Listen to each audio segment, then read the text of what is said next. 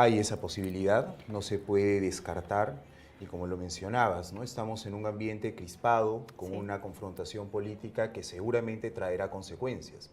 Lo que vimos en el Pleno del Congreso al momento de otorgarle el voto de confianza al gabinete del señor Villanueva es un primer momento que luego se va a desarrollar, primero viendo la aprobación de todos estos proyectos de reforma constitucional. Habrá que ver cómo es que esto va a llegar a referéndum. Luego será una campaña política para que se apruebe el referéndum, es decir, se apruebe estas propuestas, o para que no. Y frente a ello también habrá una crispación política. Lo que hoy yo quiero analizar para poder cerrar un poco el tema es, primero, el voto de confianza, si era constitucional o no, para que eso le quede claro a la gente, pero además quisiera analizar el ambiente político. Y para esto tenemos que regresar mucho en el tiempo porque los naranjas, Fuerza Popular, eran los más entusiastas con esta sucesión presidencial luego de esta tremenda crisis de gobernabilidad. ¿En qué momento o cuál fue el detonante de la fricción de esa relación? Es evidente que hoy ya no existe ni el entusiasmo ni las ganas de tender un puente de diálogo de Fuerza Popular hacia Martín Vizcarra. Y él brillantemente, inteligentemente ha recurrido al pueblo a través del primer mensaje presidencial, fue el anuncio de este referéndum. El domingo sale con un mensaje al frente de todos, pensábamos que cerraba el Congreso. Hoy el panorama es otro. En efecto, el ciudadano cansado, indignado, ya no creyendo en política, sin optimismo, no solo de cara a lo que podría ser la meta en el Bicentenario, sino con todo lo que está viviendo, le dice a Vizcarra, bueno, estoy intentando creerte, te has puesto en contra de una de la fuerza mayoritaria en este país, pero ¿qué fue lo que termina por esta buena relación, esta relación de cordialidad, de querer trabajar en una mesa concertada hacia Fuerza Popular?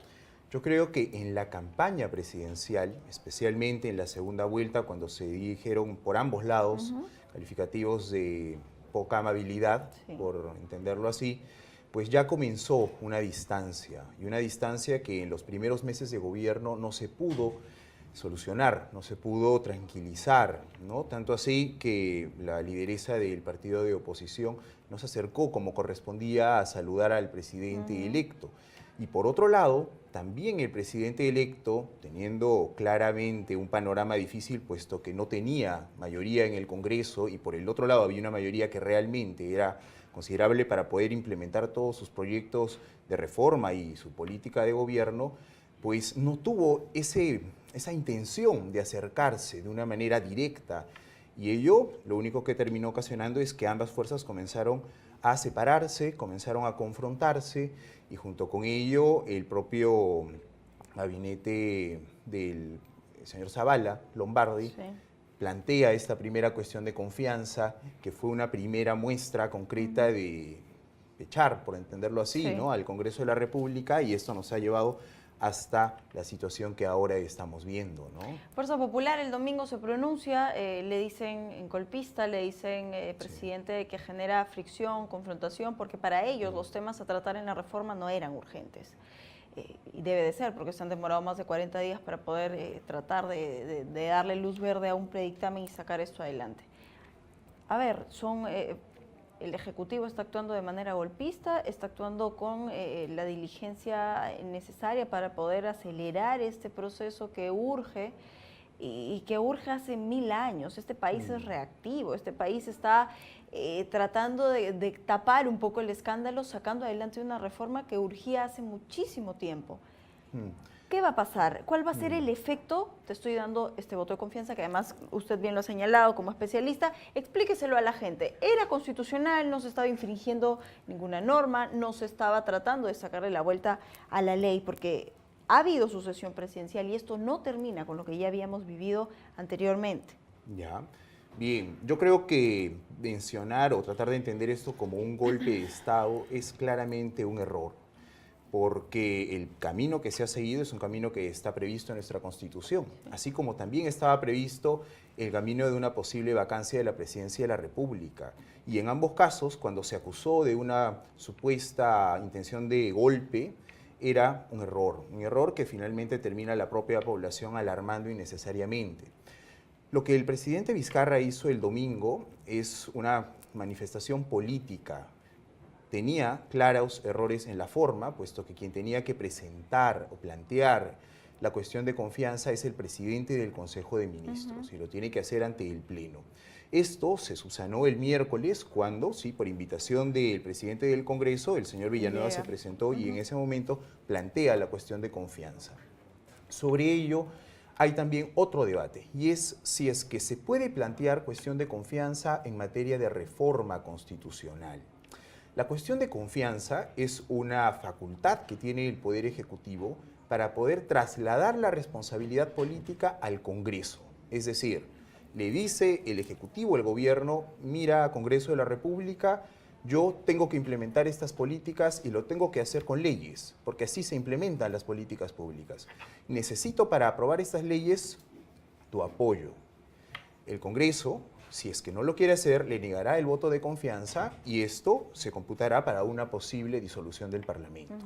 En materia de reforma constitucional, que es lo que se está discutiendo ahora mismo, el Tribunal Constitucional peruano se ha pronunciado en varias sentencias diseñando y clarificando que la potestad de reformar la Constitución reside en el Parlamento de la República. Nos guste o no, nuestra Constitución y la voluntad del constituyente del 92 plantearon esto. Y eso es lo que nosotros tenemos ahora como vigente. Yo creo que el plantear una cuestión de confianza para reformar la Constitución transgrede la propia naturaleza que tiene el Poder Legislativo, que es la de ver específicamente este tipo de proyectos.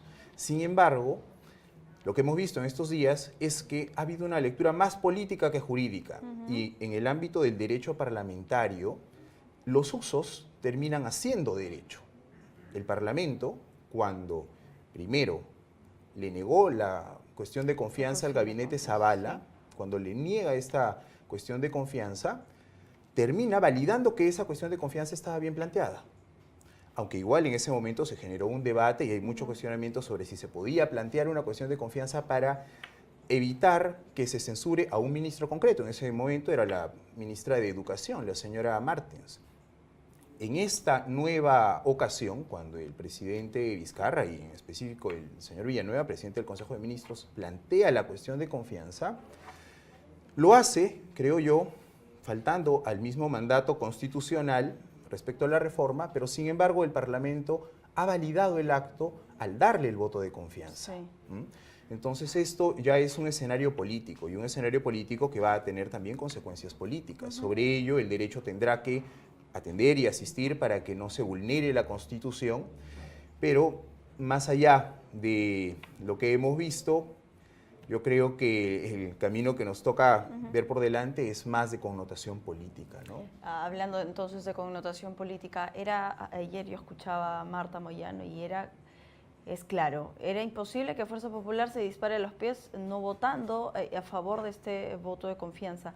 No solo por la posibilidad que existía de poder cerrar el Congreso y que se vayan todos y se queden sin trabajo, sino porque existe de un lado la frustración de Keiko Fujimori de no ser presidenta del país, pero es tratar de una u otra manera a través de la fuerza mayoritaria de sacar cosas por el país.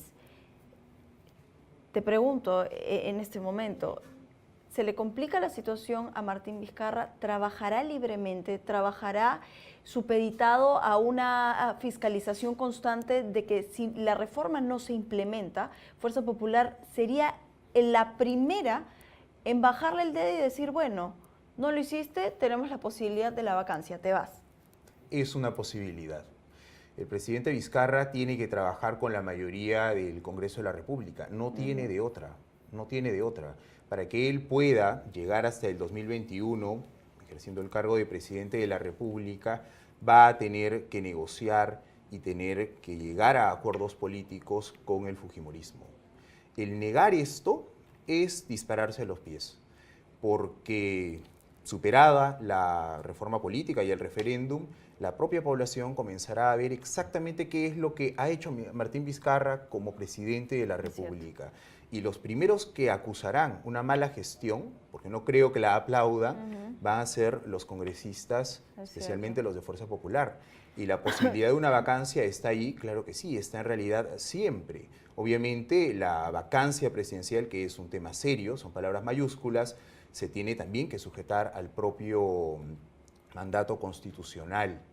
Se ha difundido en redes y también varios políticos lo han mencionado, que pronto se tendrá mayor información respecto al señor Vizcarra, como también a otros miembros del gobierno, y que podrían estar en alguna situación irregular, ¿no?, respecto al tema Odebrecht, etc.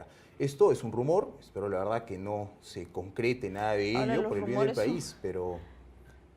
Ahora, son 4 los puntos que Vizcarra está tratando de sacar adelante a través de esta reforma. El CNM, no solo por el tema escandaloso es una vergüenza, sino porque en la praxis no funciona. Más que papeles armónicos o discursos que puedan tratar de calmar al ciudadano cansado o llenarnos de optimismo, necesitamos que este discurso sea comprobable en el tiempo. Hay que ponerle plazo. El bicentenario está a la vuelta de la esquina y la gobernabilidad y poderle dar institucionalidad a este país son las metas clarísimas que tiene Martín Vizcarra. Estamos septiembre, hablaríamos de cuándo, en cuestión de tiempo, en que esta reforma debería ya tener por lo menos algún resultado, alguna luz en el camino de que sí las cosas están caminando. Y por otro lado, uno de los puntos es que el Consejo Nacional de la Magistratura no sea más Consejo Nacional de la Magistratura, hoy es Junta Nacional. La denominación, varía el fondo, varía la cuestión que hoy estamos tratando de cambiar. Es intrascendente en realidad, si se llama Consejo Nacional de la Magistratura o Junta Nacional de Justicia. Ha variado cómo es que se va a conformar el jurado que evaluará a aquellos que a su vez conformen la Junta y que será por una cuestión meritocrática. Yo creo que es un avance y ayudará a que se pueda desarrollar mejor esta institución, como lo mencionabas, y se fortalecerá, esperemos, cara al bicentenario. Pero el problema, más que jurídico, es un tema ya más bien, yo creo, de formación ética, de formación moral, porque sistemas podemos idear muchísimos y podemos buscar incluso la mayor perfección en cuanto a la forma, pero este es un problema ya de personas, es un problema de personas, y si es que los ciudadanos, aquellos que se forman en el derecho, que deciden ingresar a la política, no tienen una formación ética y junto con ello un actuar coherente, yo creo que incluso a esta nueva propuesta, que es mejor que la que teníamos antes, se le terminará sacando la vuelta. Y después buscaremos otra nueva y sucederá exactamente lo mismo. Doctor, los 4 puntos a tratar dentro de esta reforma son trascendentales, son los fundamentales, son prioritarios, o hay cosas que se le han ido a Martín Vizcarra que debieron ser incluidos también. Ya. Yo creo que estos 4 puntos son importantes. Hay 2 de ellos que merecen mayor atención. ¿Cuáles son? El tema, por ejemplo, de la reelección de congresistas, es decir, prohibir que un congresista se pueda reelegir, creo que es un punto a considerar con mucho cuidado. Yo he tenido la oportunidad de trabajar en el Parlamento de la República y algo que he visto es que la experiencia tiene una importancia radical al momento de hacer labor legislativa. Junto con ello, la población es la que termina eligiendo a un congresista o termina no votando más por él y sencillamente no tendrá la curul en el siguiente periodo. El prohibir una reelección de congresistas de manera radical, yo creo que le puede ocasionar al Parlamento de la República un problema serio. Sí se puede evaluar la posibilidad de que se permita una reelección inmediata y después se tenga que esperar un periodo o 2 para volver a presentarse. El tema de la bicameralidad yo creo que es un proyecto muy importante que hay que impulsar y apoyar, más allá del tema de costos, que incluso en ello ya hay estudios que demuestran que puede terminar costando exactamente lo mismo que un Congreso unicameral, pero más allá del costo, es una propuesta que no solo va a darle control al propio Parlamento, pesos y contrapesos. Cuestiones como el voto de confianza u otras podrían perfectamente ser vistos no solo por una Cámara de Diputados, que es un poco el reflejo de lo que tenemos hoy en el Parlamento, sino por una segunda Cámara, que tenga una capacidad más reflexiva, que esté integrada por políticos con mayor experiencia y que a su vez tengan una visión de país. Ahí quiero hacer un alto. Lo he dicho todo el tiempo, no se trata de cambiar el álbum, sino con qué llenas el álbum. Si vamos a tener más de las mismas figuritas, ¿quiénes serían en todo caso los políticos que hoy darían la talla para poder formar parte de esta Cámara? Bien, yo creo allí, por ejemplo, que primero se puede exigir un mínimo número de años de militancia en un partido, ¿no? Sea el partido que sea. Junto con ello, que estos candidatos al Senado no vayan en una lista de voto abierto, es decir, tratar de permitir que cada partido presente una lista y que los pobladores voten por esa lista, no por un número, no por una persona en concreto. ¿Y esto por qué? Porque la ciudadanía en general suele muchas veces dejarse llevar primero por aquel que mayor noticia hace o de repente porque ha trascendido por motivos muy distintos a lo que luego lo va a llevar al Parlamento, ¿no? De repente algún deportista, alguna estrella, no sé, de la televisión, de la farándula, mayor de los respetos a ellos, ¿no? Pero digamos, la labor que se realiza en el Parlamento es una labor muy distinta. Entonces, a veces, el permitir que la población de una manera totalmente indiscriminada termine eligiendo un número a alguien para el Parlamento puede jugar hasta en contra de la propia población. Yo creo que si se permite que por lo menos a nivel de Senado sean los partidos los que presenten listas que prioricen en los números a aquellos que mayor representatividad tienen y mayor formación, pues esto también permitirá que tengamos a nivel de Senado un grupo de políticos mejor preparados. Y yo creo que hay en todas las tiendas políticas gente que puede ocupar esos cargos. Bueno, ojalá que sí, ojalá que sí. La reforma ya es una posibilidad, esperemos que pueda ser implementada. Esta votación en pleno nos deja, además de que exista la posibilidad de poder trabajar en una agenda concertada, la contraparte. El Frente Amplio votó en contra de este voto de confianza, no porque no... La verdad, a ver, las intenciones podrían ser múltiples. Lo que yo rescato del Frente Amplio es que ellos exigen la reforma de la Constitución. Dígamelo usted, en cuanto a tiempo, en cuanto a dinero, en cuanto a poder implementarla, ¿eso podría ser viable? ¿Sería un camino a seguir en todo caso? Si es que no funciona las reformas que hoy se están planteando, ¿se debería reformar la Carta Magna en el país? Ya. Efectivamente, el Frente Amplio pide una nueva constitución. Sí. Yo creo que eso no va a solucionar Nada. Hemos tenido 12 constituciones y no por ello somos necesariamente un mejor país. Yo creo que esta constitución, que es muy perfectible, merece ser revisada constantemente y reformada en puntos concretos. El pretender convocar una nueva asamblea constituyente, que sería el ente encargado de dar una nueva constitución al país, no solo va a generar una paralización total del país, sino también mayor enfrentamiento entre todos nosotros. La Constitución del 93, terminado el gobierno del expresidente Alberto Fujimori, fue sometida a revisión. Primero, durante el gobierno de transición del señor Valentín Paniagua, y después durante el gobierno del señor Alejandro Toledo.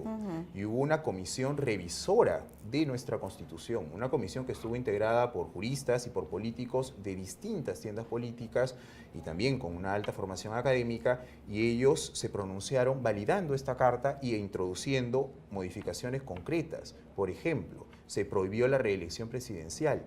Se incorporó todo un capítulo para promover la descentralización del país. Y luego hemos tenido otro tipo de reformas que se han venido dando progresivamente.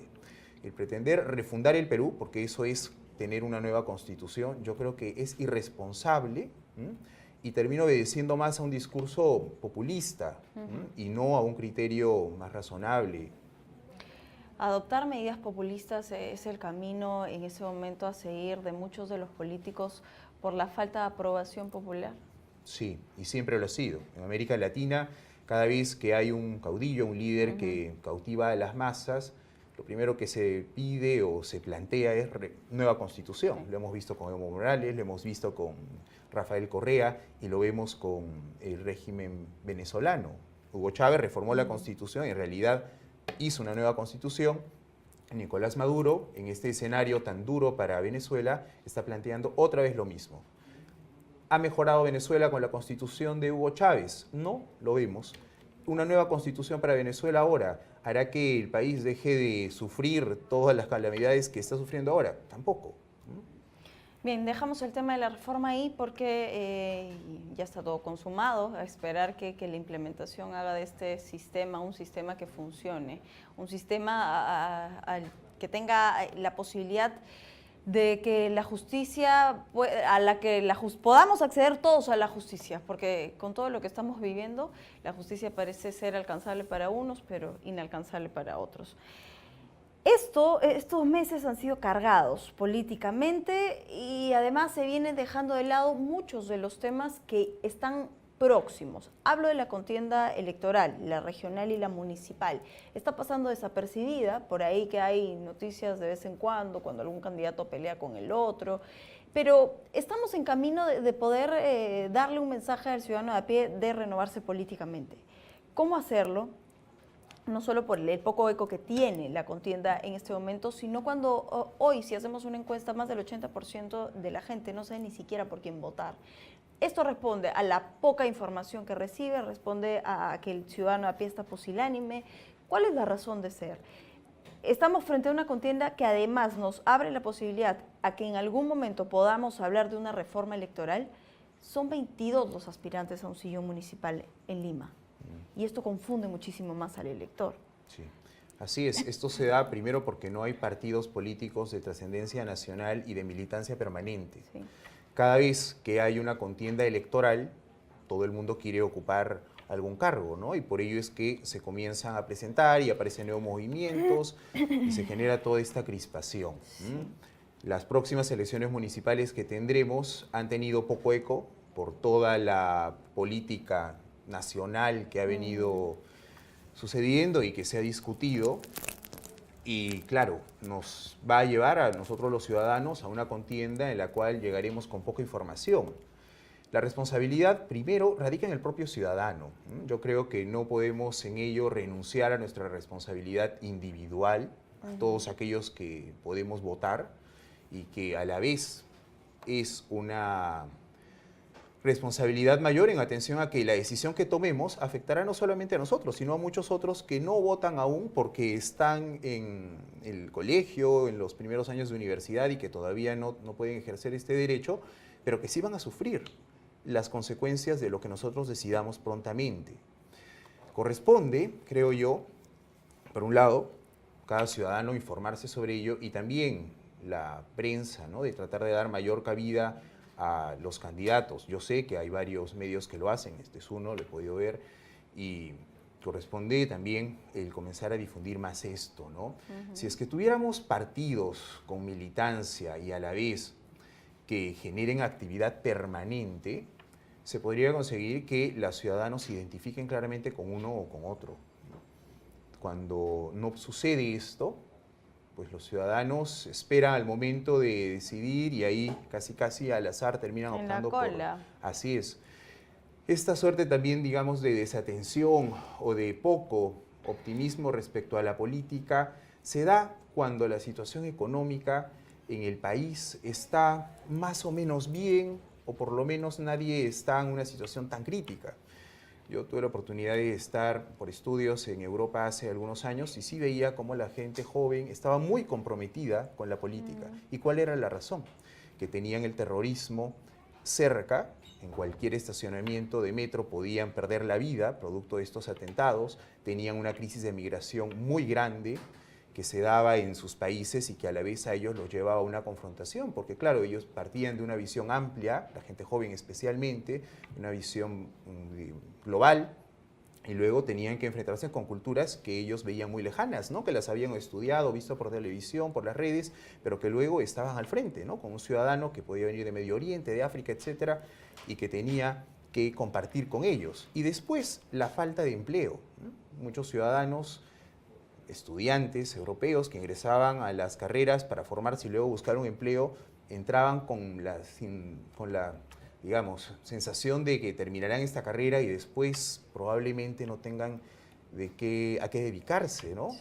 Acá nosotros, especialmente la gente más joven que no hemos sufrido el terrorismo ni tampoco el problema económico de devaluación y demás del primer gobierno del señor García, pues vemos todo de repente de una manera muy optimista y creemos que la situación que ahora tenemos nunca se va a acabar y que seguirá y que cuando terminemos nuestros estudios encontraremos trabajo y que mayor problema de migración o terrorismo no habrá, pero en realidad todos estos problemas están latentes Es cierto. y en cualquier momento podrían volver. Y sería muy triste que nuestra reacción sea tardía, ¿no? Cuando ya estemos con esta situación y recién frente a ello tengamos que ponernos a pensar en este caso, ¿no? Por eso la importancia de hacer memoria colectiva también. Los problemas sociales son generacionales y no generacionales porque haya continuidad en los mismos, sino para evitar precisamente que vuelvan.